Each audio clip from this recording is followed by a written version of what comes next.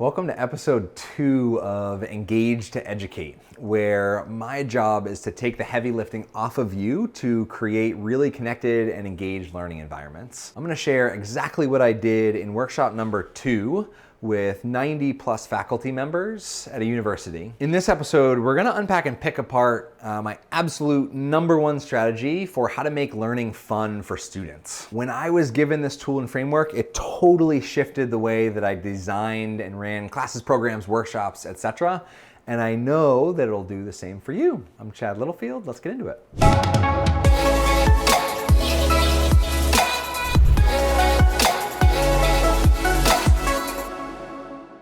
One of my clients at Montana State University once said to me that he felt like he's a faculty member, he said he felt like he did 95% of his teaching on the first day of class. And what he meant by that is the tone that you set for connection and engagement in the very, very beginning, not only in the first class, the first week, but even the first handful of minutes, alters students' state of mind when they show up to your class for the rest of the year, semester, quarter, etc. And the strategy that we're going to unpack today is this idea of unofficial starts. So I'm going to walk you through the flow of this 90-minute workshop that I led with faculty where we picked apart unofficial starts. The concept of unofficial start was given to me by Mark Collard, the founder of Plamio, which is the world's largest database of interactive, collaborative group exercises, etc. And the way that he defined unofficial starts is literally any strategy that facilitates early engagement and interaction and amplifies the productivity of your group or program. So if you take one thing away, keep in mind, it is any strategy, so anything that you do that starts a few minutes before the official start time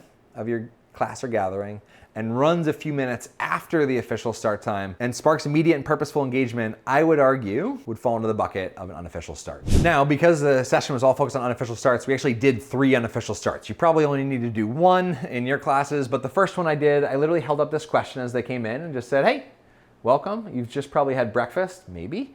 What is one of the strangest foods you've ever tried? I was asking this to a group of 92 faculty at Wichita State University. And so the response is like, these are people who've been around on the planet for a little bit. And so I think somebody said wolf, somebody said rattlesnake, cactus, crickets, most wild one was blood and milk mixed together. And so you can imagine with that one in particular, we got to learn about a different culture. But ideally, unofficial starts connect to purpose. This question didn't really connect to the purpose of why we were there until I then asked the group, okay, in the chat, how is trying a new food or trying a strange food like or not like mixing up your teaching strategies or doing something different than you've done for the last 10 years? And we had some people popcorn out responses to that. And so now we're connecting to purpose. We're taking this experience that everybody's had, right? Viscerally eating something that was unfamiliar to them, because I'm about to teach them unofficial starts, this concept, this phrase that they probably have not heard before. It's probably not a part of their syllabus. It's not a part of their agenda. It's not a part of their flow. So because I'm asking them to get out of this same old dynamic and create something new in their classes, I wanted to pair it with an experience that they've had where they went from same old, I eat chicken and peanut butter and jelly, to now I eat rattlesnake. I'm not sure about the wolf one. We're gonna have to fact check that. I'm pretty sure it's illegal to eat wolf, so just don't write that down in stone. So shifting from same old to create new, and this mindset is pretty essential to students being open to learning and trying out and applying anything that you teach. And so the second unofficial start I did was unofficial start art. Here's an example of what start art looks like. I literally screen shared a graphic on Zoom, invited everybody to use the annotate tool and color in this graphic while we unpacked this dynamic. And I asked them to share, starting with the same old, just how do your classes usually begin? How do they typically start? What do they typically look like in the beginning? Because I wanted to empathize. I wanted to hear from the group, what does your classes typically look like? And then I shifted to, in the chat, can you type something that you tried at the beginning of class to mix things up and how to go? And so a bunch of things and examples of what they actually attempted and tried to create something new. The idea of unofficial start art is the same reason that an elementary school teacher might give a kid with ADHD some Play-Doh to fiddle with while they're learning. Sometimes it can be really useful to be doing something while you're sharing or talking out, especially in a group that's beyond 15 people, which most educational context are anymore. After that, I repeated the context hook or the intention that I am here to take the heavy lifting off of you to make connection and engagement really easy. So I want you to leave the session with no homework. I want you to leave this session with nothing extra to do, but with some really concrete examples of unofficial starts that you can weave into your programs to make a big difference. Because of the primacy recency effect, our brains tend to remember what happens first and last.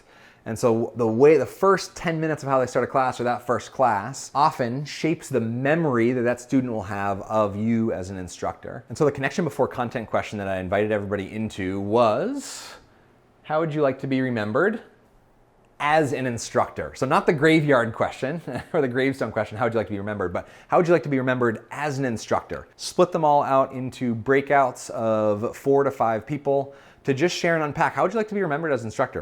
Semester fast forward, your students are at dinner over Thanksgiving with family. How do you want them to remember and describe you as an instructor? For me, that connection before content also connected this overall theme of unofficial starts because the way that they start is often going to shape the way that they're remembered. Because this unofficial start session was session number 2 with faculty, I did what I call 90 in 90. So I reviewed all of episode 1 and everything that we did in that workshop, everything that came out, in 90 seconds. So I took 90 minutes, condensed it down into 90 seconds. And I did this each session to improve their recall and to bring them back, to warm their brains up to say, okay, this is where we were and now we're right here. So in episode 1, we overviewed the 5 ingredients for engagement.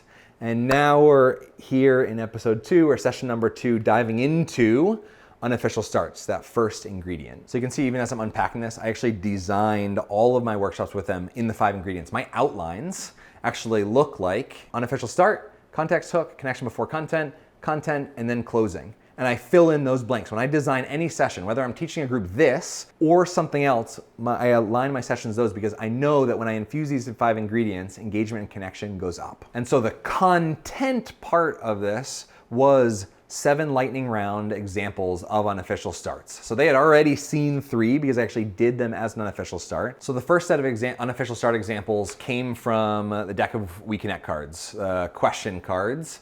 And then the second set came from We Engage cards because all faculty were actually shipped these. They've had them in hand to use in both a virtual, hybrid, and in-person environment. So the first one that I share as an unofficial start is to take We Connect cards, lay them out in the room, on desks, on the floor, or screen share them, and just invite students as they're coming in to choose a question that, and then you get to choose the prompt. So choose a question that you would like to answer. Choose a question that you're curious to know about everybody else.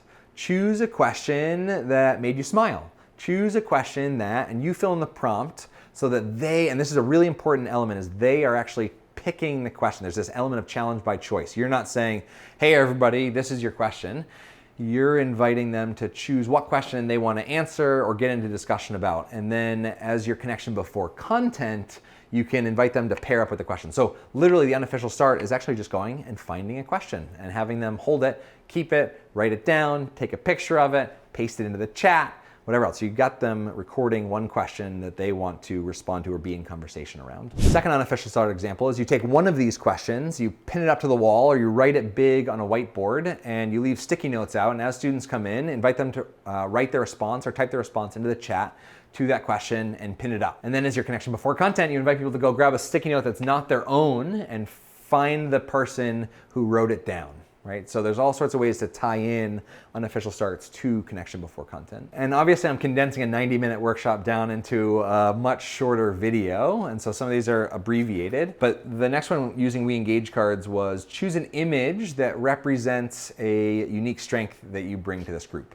Choose an image that represents something you really care about. Choose an image that represents a story that happened over the past week for you. The point is pairing image with an experience makes it more memorable for students. So when you have students grab an image, you invite them to sit down next to somebody, pair up, have a conversation about whatever is on those cards. There's this lovely magical connection that happens where conversation, which is otherwise invisible, becomes visible. The next 2 activities that I shared were called word circles, and then another one called crossword names. Right off of playmeo.com, you can search word circles and see the activity and download templates for it. But it's a really fun one that invites the group to arrange a set of words to form a perfect circle of compound words. So it might be sort of compound words. So like cupcake, cake mix, mix up. Right, so it forms this circle of words. The next activity, crossword names, the group really loved it, and there's a lot of ways to use this. But imagine a group coming in either on a digital or actual whiteboard. You have them write their name, but in like crossword boxes.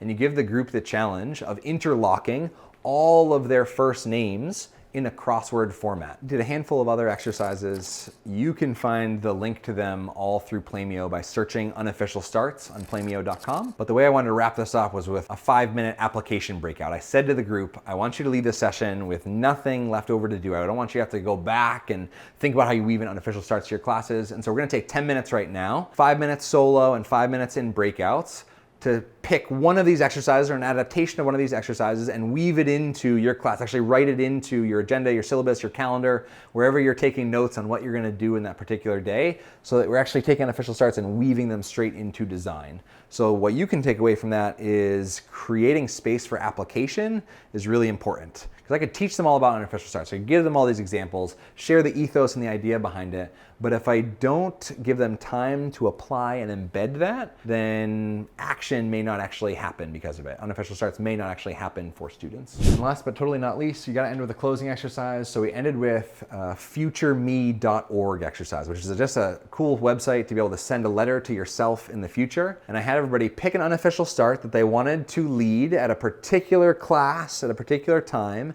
and schedule a letter. So describe what that unofficial start was and schedule an email to be sent to them at that time so that they could not remember it. Does that make sense?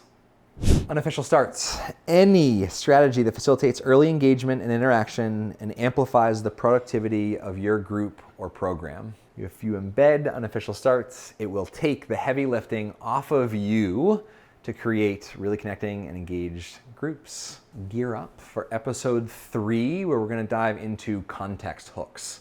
This is the 60 seconds that can transform 60 minutes of any class. I'm Chad Littlefield. See you soon.